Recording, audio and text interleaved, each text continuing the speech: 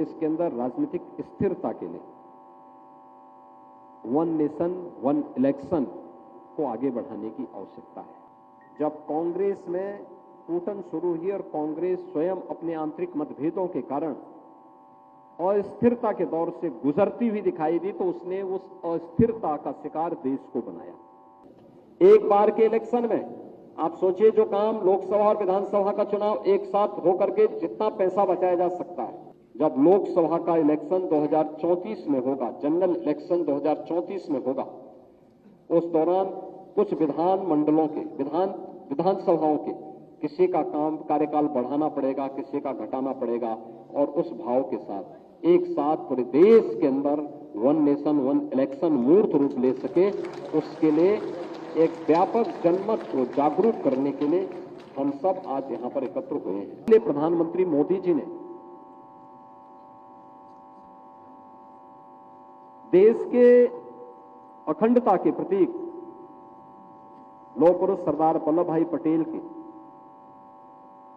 भव्य प्रतिमा 2019 में जब उन्होंने राष्ट्र को समर्पित की, तो उस समय उन्होंने केवड़िया में इस बात की घोषणा की थी कि देश के अंदर राजनीतिक स्थिरता के लिए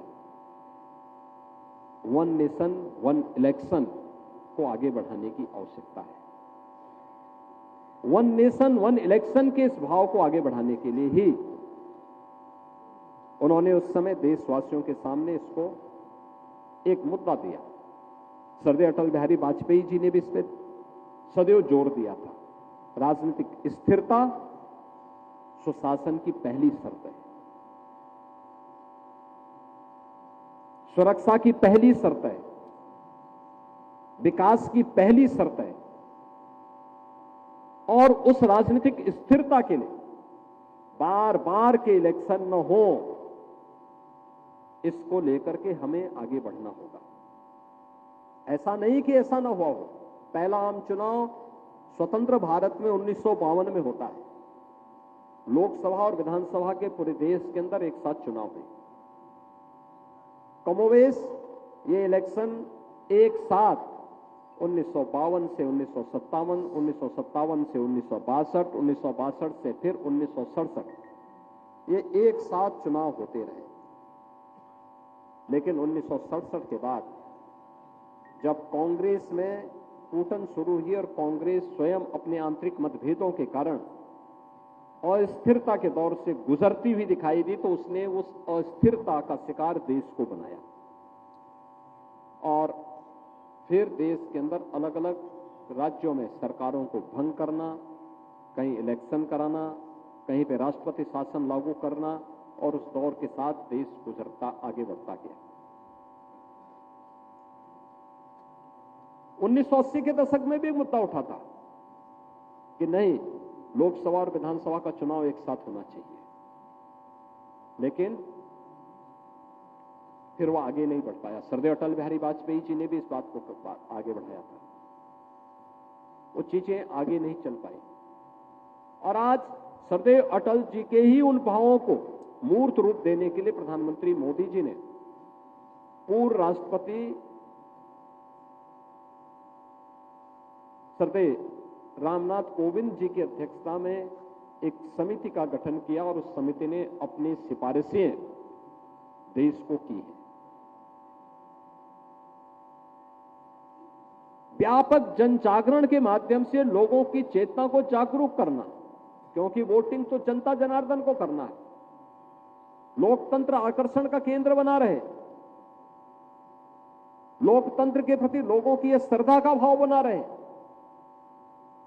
देश में एक स्थिर सरकार आए, 5 वर्ष का उसका टेन्योर हो, काम करने का एक पूरा अवसर उसे प्राप्त हो, और इस दौरान राजनीतिक अस्थिरता और खरीद फरोख्त को पूरी तरह लगाम लगाया जा सके। इस दृष्टि से जब ये प्रक्रिया आगे बढ़ी, तो अब उस पर विस्तृत चर्चा करने के लिए देश के अंदर इस प्रकार की संगोष्ठियां आयोजित होना एक सराहनीय प्रयास है। बहनों और भाइयों, देश के अंदर वर्तमान में अभी भी कुछ राज्य हैं जहां पर लोकसभा और विधानसभा के चुनाव एक साथ एक साथ चुनाव हुए। आंध्र प्रदेश उसका उदाहरण है, उड़ीसा उसका उदाहरण है, अरुणाचल प्रदेश उसका उदाहरण है, और सिक्किम भी उसी तर्ज पर आगे गया। अन्य राज्यों के लिए भी इस प्रकार की एक व्यवस्था बनाना, लोकसभा चुनाव के साथ राज्य विधानसभाओं के चुनाव को संपन्न करना है। इन्हीं भावों के साथ जनता जनार्दन के सुझावों को देश की राजनीति की स्थिरता की दृष्टि से इस पे व्यापक चर्चा संसद में होगी, विधानमंडलों में होगी, और उस भाव के साथ उन अमूल्य सुझावों को उसके साथ जोड़ने की प्रक्रिया का हिस्सा कहां पे बनाया जा सकता है। समिति ने इसके लिए अलग अलग फोरम के साथ चर्चा की, अलग अलग मुद्दों पे चर्चा की, अनेक महत्वपूर्ण सुझाव उन्होंने इस संबंध में दिए हैं, और उन सभी सुझावों को लेकर के आज जब देश के अंदर एक वातावरण बन रहा है, तब हम लोग भी आज प्रदेश की राजधानी लखनऊ में, जो देश की आबादी का सबसे बड़ा राज्य है, उसकी राजधानी लखनऊ में इस महत्वपूर्ण मुद्दे को लेकर के आज यहां पे खड़े हैं कि इस देश के अंदर व्यापक हित में विकसित भारत की परिकल्पना को साकार करने के लिए वन नेशन वन इलेक्शन के इस भाव को अब मूर्त रूप देने का समय आ गया है। जब आज उसकी प्रक्रिया आगे बढ़ेगी और अभी से तय होगा, एक रोड मैप तैयार होगा।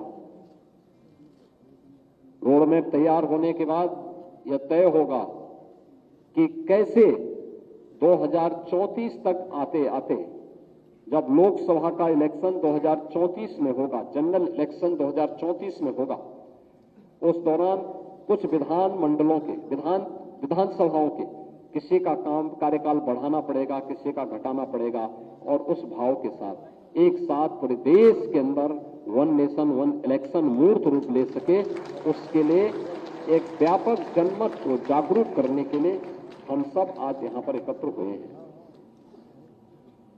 हम सबको भी इसका हिस्सा बनना पड़ेगा। अभी से लोगों को बताना पड़ेगा।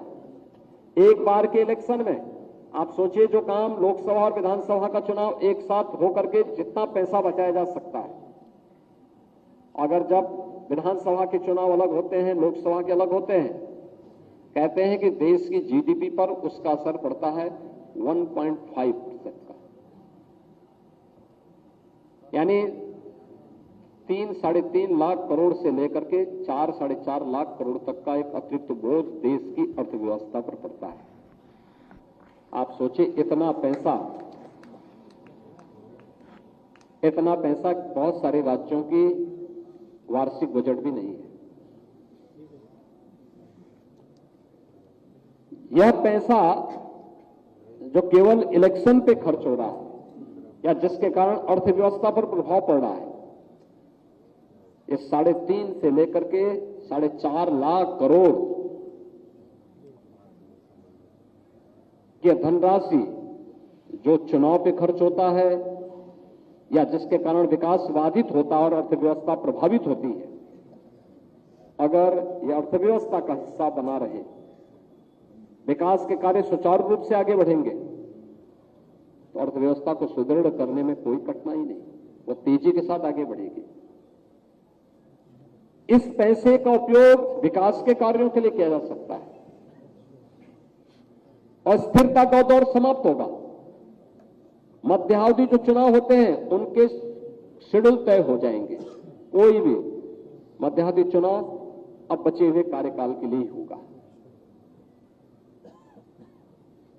यह भी तय हो सकता है कि अगर मध्यावधि चुनाव और जनरल इलेक्शन के बीच में बहुत कम समय है, जैसे कि आज के दिन पे होता है कि 1 वर्ष से कम का समय होता है, तो वहां पे कोई बाई इलेक्शन नहीं होता। अब जनरल इलेक्शन के साथ ही वहां पर कोई एक व्यवस्था देनी पड़ेगी। जनरल इलेक्शन के साथ ही चुनाव होते हैं।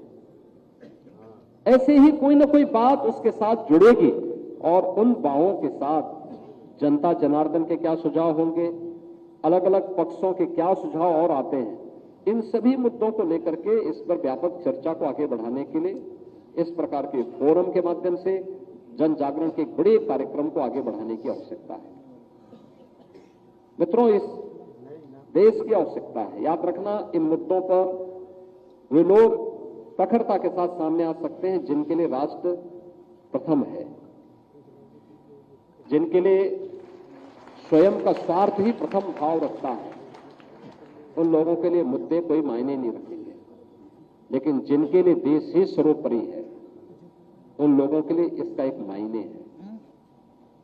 और मुझे लगता है हर भारतवासी इस मुद्दे का समर्थन करेगा, क्योंकि वह भी नहीं चाहता कि बार बार इलेक्शन से उसका विकास बाधित हो, बार बार इलेक्शन से लोक कल्याणकारी योजनाएं बाधित हो और स्थिरता का दौर गुजरे, फिर से वापस आए। इस प्रकार का कोई नहीं चाहता।